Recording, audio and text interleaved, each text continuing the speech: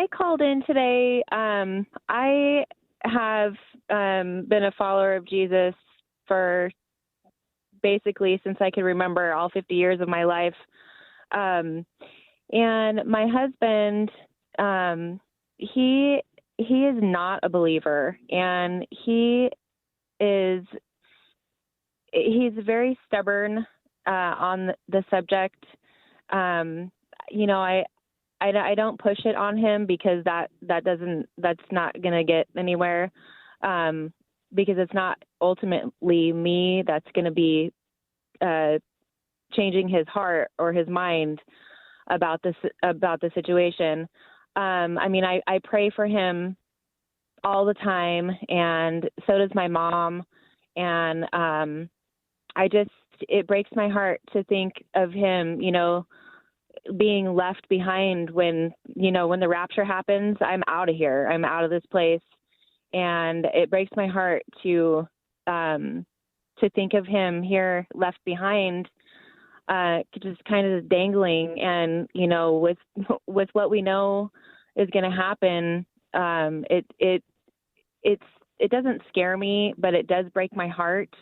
And I find myself leaving him notes in my journal about different things, and I take notes when I watch different programs online about different Bible teachings, and when I listen to this radio program or others on this station, I find myself leaving him just pages and pages of notes to reference in the Bible that's going to be left behind, that I've left notes in that as well. And I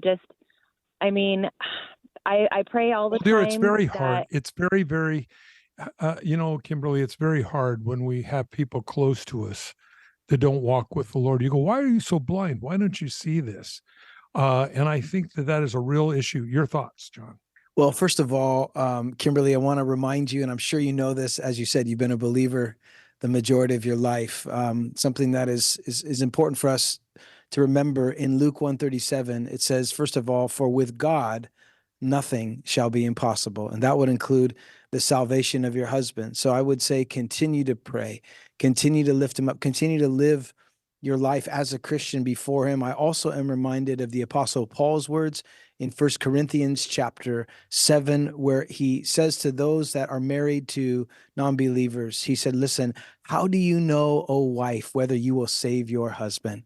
You don't know. You just keep living it out. And then also I would say 1 Peter chapter 3, verse 1, where it says, wives, likewise be submissive to your own husbands, that even if some do not obey the word, like in your case, they without a word will be won by the conduct of their wives. You just keep doing what you're doing. You keep praying. And remember this, God loves your husband, Kimberly, even more than you do, and wants him to be saved.